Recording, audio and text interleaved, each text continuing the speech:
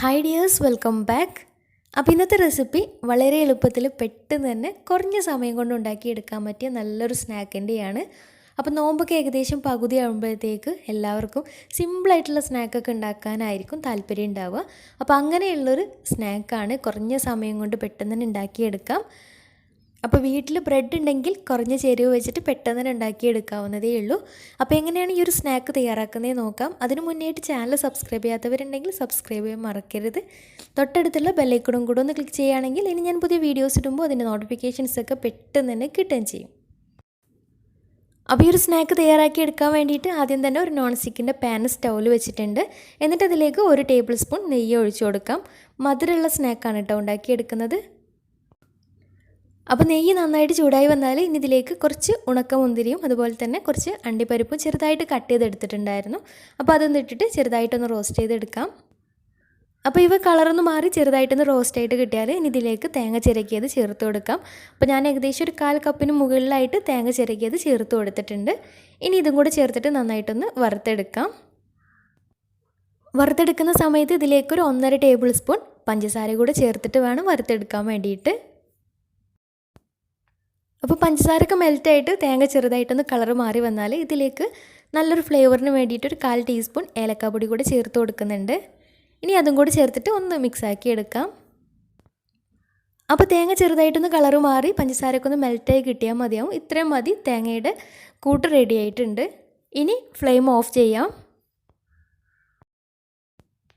ഇനി ഇതൊരു ബൗളിലേക്ക് മാറ്റി കൊടുക്കാം. ഇനി ഇതിലേക്ക് വേണ്ടത് 4 സ്ലൈസ് ബ്രെഡാണ്. അപ്പോൾ ഈ ഒരു ബ്രെഡ് ചെറുതായിട്ട് കട്ട് ചെയ്തിട്ട് ഈ ഒരു തേങ്ങയുടെ മിക്സിലേക്ക് ചേർത്ത് കൊടുക്കുന്നുണ്ട്. മിക്സിയുടെ ജാറിലിട്ടിട്ട് പൊടിച്ചെടുക്കേണ്ട ആവശ്യമൊന്നുമില്ല. നമുക്ക് കൈ വെച്ചിട്ട് തന്നെ ചെറുതായിട്ട് കട്ട് ചെയ്തിട്ട് ഇതിലേക്ക് ഇട്ട് കൊടുക്കാം. അപ്പോൾ ആ ഒരു രീതിയിലാണ് ഇതിലേക്ക് വേണ്ടത്. അപ്പോൾ എല്ലാ ബ്രെഡും ഇതുപോലെ ചെറുതായിട്ട് കട്ട് ചെയ്തിട്ട് ഇട്ട് കൊടുത്തിട്ടുണ്ട്. ഇനി ഇതിലേക്ക് കുറേശ്ശെയായിട്ട് പാലൊഴിച്ചിട്ട് നന്നായിട്ടൊന്ന് മിക്സാക്കി എടുക്കണം. അപ്പോൾ പാല് ആദ്യം തന്നെ ഒരുമിച്ച് ഒഴിച്ച് കൊടുക്കരുത്, കുറച്ച് പാല് മാത്രം മതിയാവും. പാലിന് പകരം വെള്ളം ചേർത്താലും കുഴപ്പമൊന്നുമില്ല, പക്ഷേ പാലാവുമ്പോഴാണ് ഒന്നും കൂടി ടേസ്റ്റ് ഉണ്ടാവുക. ഞാനിപ്പോൾ ഏകദേശം ഒരു 8 ടേബിൾ സ്പൂണൊക്കെ പാൽ ഇതിലേക്ക് ചേർത്ത് കൊടുത്തിട്ടുണ്ട്. എന്നിട്ടാണ് മിക്സ് ചെയ്തെടുക്കുന്നത്. അപ്പോൾ ആദ്യം കുറച്ച് ഒഴിച്ചിട്ട് നന്നായിട്ട് ഇതുപോലെ മിക്സ് ആക്കിയിട്ട് പിന്നെ വേണമെന്നുണ്ടെങ്കിൽ ഒഴിച്ച് കൊടുത്താൽ മതിയാവും. ഇപ്പോൾ കൂടിപ്പോയാൽ അതിൻ്റെ ഒരു കറക്റ്റ് ടേസ്റ്റ് ഉണ്ടാവില്ല. ഇനി ഇത് കൈ വെച്ചിട്ട് നന്നായിട്ട് മിക്സാക്കി എടുക്കണം. ഇനി മിക്സാക്കി എടുക്കുന്ന സമയത്ത് നമുക്ക് ഉരുട്ടിയെടുക്കാൻ പറ്റണം. ആ ഒരു പാകത്തിലാണ് മിക്സാക്കി എടുക്കേണ്ടത്. ഇപ്പോൾ പാൽ കുറവുണ്ടെങ്കിൽ പാകത്തിന് പാലൊഴിച്ചിട്ട് മിക്സാക്കി എടുത്താലും മതിയാവും. അപ്പോൾ ഇതുപോലെ ഉരുട്ടിയെടുക്കാൻ പറ്റണം. ഈ ഒരു പാകത്തിലാണ് മിക്സ് വേണ്ടത്. ഇനി ഇതിൽ നിന്ന് ഓരോ ബോൾസാക്കി എടുത്തിട്ട് ഇതുപോലെ ഒന്ന് ഉരുട്ടിയെടുക്കാം. റൗണ്ട് ഷേപ്പിൽ ഉരുട്ടിയെടുക്കാം. അപ്പോൾ ഇത് ഉരുട്ടിയെടുക്കാനൊക്കെ നന്നായിട്ട് പെട്ടെന്ന് തന്നെ പറ്റുകയും ചെയ്യും. കാരണം തേങ്ങയുടെയും നമ്മൾ നെയ്യൊക്കെ ചേർത്തിട്ടുണ്ടായിരുന്നല്ലോ, അതുകൊണ്ട് ആ ഒരു എണ്ണമയമൊക്കെ ഉണ്ടാവും. അതുകൊണ്ട് തന്നെ പെട്ടെന്ന് ഉരുട്ടിയെടുക്കാനും പറ്റും. ഇതുപോലെ എല്ലാതും ചെറിയ ബോൾസാക്കിയിട്ടൊന്ന് ഉരുട്ടിയെടുക്കാം. അപ്പോൾ എല്ലാതും ഇതുപോലെ ഉരുട്ടിയെടുത്തിട്ടുണ്ട്. ഇനി വേണ്ടത് കുറച്ച് ബ്രെഡ് ക്രംസ് ആണ്. അപ്പോൾ കുറച്ച് മതിയാവും, കൂടുതലൊന്നും വേണ്ട. അപ്പോൾ ഒരു പാത്രത്തിലേക്ക് കുറച്ച് ബ്രെഡ് ക്രംസ് എടുത്തിട്ടുണ്ട്. എന്നിട്ട് അതിലേക്ക് നമ്മൾ ഉരുട്ടി വെച്ചിട്ട് ഓരോ ബോൾസും ഇതുപോലെ ഒന്ന് റോൾ ചെയ്ത് കൊടുക്കാം. ബ്രെഡ് ക്രംസിലിട്ടിട്ട് റോൾ ചെയ്തെടുക്കാം. അപ്പോൾ എല്ലാ ഭാഗത്തേക്കൊന്ന് ബ്രെഡ് ക്രംസ് ഒന്ന് കവർ ചെയ്ത് കിട്ടണം. അപ്പോൾ ഓരോ ബോൾസും നേരിട്ട് തന്നെ ബ്രെഡ് ക്രംസിൽ കോട്ട് ചെയ്തെടുക്കാം. നമ്മൾ സാധാരണ ചെയ്യുന്ന പോലെ മുട്ടയുടെ ബാറ്ററിലോ അല്ലെങ്കിൽ മൈദയുടെ ബാറ്ററിലൊന്നും മുക്കിയിട്ട് ചെയ്തെടുക്കേണ്ട ആവശ്യമില്ല. ഇങ്ങനെ നേരിട്ടിട്ട് തന്നെ കോട്ട് ചെയ്തെടുക്കുമ്പോൾ കറക്റ്റായിട്ട് എല്ലാ ഭാഗത്തേക്കും കോട്ടായിട്ട് കിട്ടുന്നുണ്ട്.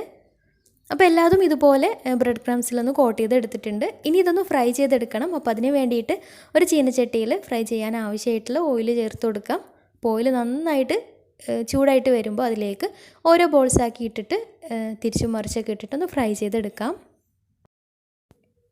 അപ്പോൾ ഓരോ ഭാഗവും ആയിക്കഴിഞ്ഞാൽ തിരിച്ചും മറിച്ചൊക്കെ ഇട്ടിട്ട് എല്ലാ ഭാഗവും ഒന്ന് കളറൊക്കെ മാറി നല്ല മൊരിഞ്ഞ് കിട്ടണം. പെട്ടെന്ന് തന്നെ റെഡി ആയിട്ട് കിട്ടും. ഹൈ ഫ്ലെയിമിലിട്ടിട്ട് തന്നെ ആദ്യം ചെയ്തെടുക്കേണ്ട, ഒരു മീഡിയം ഫ്ലെയിമിലിട്ടിട്ട് ഫ്രൈ ചെയ്തെടുത്താൽ മതിയാവും. നല്ല മുകൾ ഭാഗമൊക്കെ നല്ല ക്രിസ്പി ആയിട്ടുള്ള നല്ലൊരു സ്നാക്കാണ് കേട്ടോ. നല്ല സ്വീറ്റ് ആയിട്ടുള്ള സ്നാക്കാണ്. കുട്ടികൾക്കൊക്കെ തീർച്ചയായിട്ടും എന്തായാലും ഇഷ്ടമാവും. ഉണ്ടാക്കിയെടുക്കാനും നല്ല എളുപ്പമാണ്. അപ്പോൾ എല്ലാ ഭാഗവും ബ്രൗൺ കളറായിട്ട് കിട്ടിയാൽ, നന്നായിട്ട് കറക്റ്റായിട്ട് വെന്ത് കിട്ടിയാൽ ഇനി എണ്ണയിൽ നിന്ന് മാറ്റാം. അപ്പോൾ ഇതുപോലെ ബാക്കിയുള്ളതും ഫ്രൈ ചെയ്തെടുക്കാം. പിന്നെ ഇത് ഫ്രൈ ചെയ്തെടുക്കുന്ന സമയത്ത് കൂടുതൽ ഓയിലൊന്നും പിടിക്കുന്നൊന്നുമില്ല കേട്ടോ. ബ്രെഡാണെന്ന് വെച്ചിട്ട് കൂടുതൽ ഓയിലൊന്നും പിടിക്കുന്നില്ല. നമ്മൾ ബ്രെഡ് ക്രംസിൽ കോട്ട് ചെയ്ത് എടുത്തത് കാരണം അങ്ങനെ ഓയിൽ വല്ലാണ്ട് അങ്ങോട്ട് പിടിക്കുന്നൊന്നുമില്ല. പിന്നെ പുറം ഭാഗം നല്ല ക്രിസ്പി ആയിട്ടുണ്ട് കേട്ടോ. നല്ല ടേസ്റ്റാണ് കഴിക്കാൻ. അപ്പോൾ അറിയാത്തവരുണ്ടെങ്കിൽ എന്തായാലും ഒന്ന് ട്രൈ ചെയ്ത് നോക്കുക. എന്നിട്ട് നിങ്ങളുടെ ഫീഡ്ബാക്ക്സ് താഴെ കമൻറ്റ് ബോക്സിൽ അറിയിക്കാൻ മറക്കരുത്. അപ്പോൾ മധുരമൊക്കെ ഇഷ്ടമുള്ളവർക്ക് എന്തായാലും ഇഷ്ടമാവും. അപ്പോൾ ഇന്നത്തെ വീഡിയോ ഇഷ്ടമാണെന്ന് വിചാരിക്കുന്നു. ഇഷ്ടമെങ്കിൽ ലൈക്ക് ചെയ്യുക. ഫ്രണ്ട്സ് റിലേറ്റീവ്സിനൊക്കെ ഒന്ന് ഷെയർ ചെയ്ത് കൊടുക്കാനും മറക്കരുത്. അപ്പോൾ നല്ല അടിപൊളി വീഡിയോയുമായി വീണ്ടും വരാം. അതുവരെ take care. Bye. Thank U.